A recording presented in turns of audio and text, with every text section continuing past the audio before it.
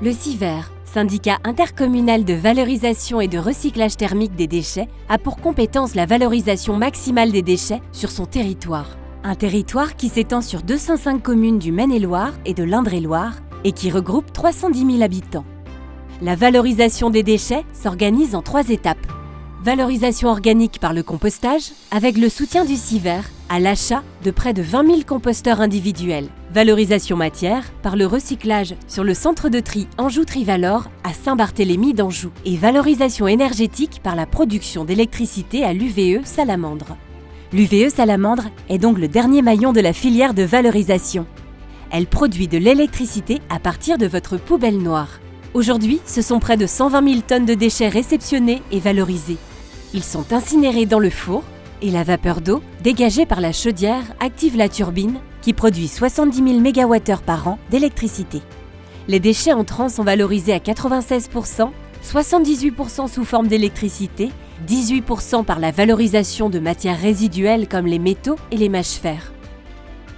En 2014, le SIVER souhaite aller plus loin dans la transition énergétique et engage une réflexion pour valoriser l'énergie thermique non utilisée en sortie de turbine de l'UVE. C'est 120 000 tonnes d'ordures ménagères qui sont traitées ici et leur combustion produit de l'énergie. Produit de l'énergie avec de l'électricité grâce à une turbine, mais aussi de la chaleur perdue, ce qu'on appelle la chaleur fatale. Donc l'objectif, c'est de récupérer cette énergie fatale, ce qu'il y a derrière moi, c'est-à-dire on va récupérer l'énergie qu'on perdait pendant des années sur l'usine et c'est 3200 MW qui seront utilisés par hectare et par an à partir de cette énergie fatale. C'est à partir d'un hydrocondenseur placé derrière la turbine que l'on récupère le maximum d'énergie présente dans la vapeur. Elle est ensuite condensée en eau à basse température. Un échangeur thermique permet d'acheminer l'eau chaude produite depuis l'UVE via un réseau enterré.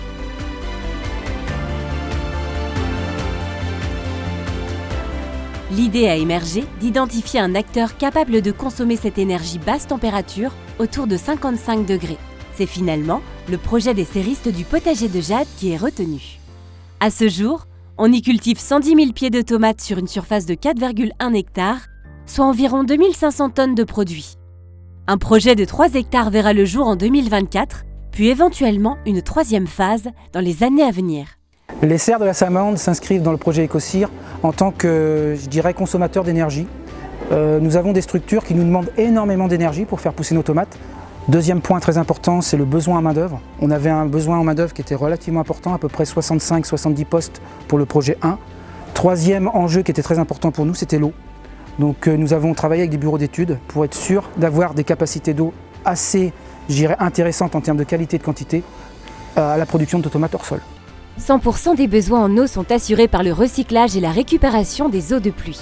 La communauté de communes Baugeois-Vallée met à disposition le terrain afin d'avoir accès à cette eau tout au long de l'année. La communauté de communes Baugeois-Vallée a coporté avec le SIVER la réalisation de ce projet, faire en sorte qu'il puisse s'installer donc sur cette zone de la Salamandre, située sur la commune déléguée de Las, commune de Noyant-Village.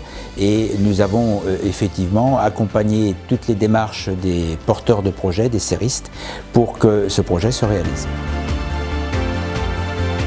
L'UVE Salamandre connaît des arrêts techniques programmés. Il est donc nécessaire d'envisager un système de chauffage d'appoint quand elle est à l'arrêt. La solution choisie est le raccordement au réseau de gaz en partenariat avec le syndicat intercommunal d'énergie de Maine-et-Loire. Nous avons contribué à l'arrivée du gaz pour la chaudière gaz qui peut réchauffer le réseau d'eau chaude et qui va contribuer aussi à la création d'une station GNV, gaz naturel véhicule, pour la mobilité gaz des camions qui vont venir ici à l'UVE de Las. Depuis janvier 2021, des camions fonctionnant au gaz naturel pour véhicules acheminent les ordures ménagères vers l'UVE dans le cadre d'un appel d'offres.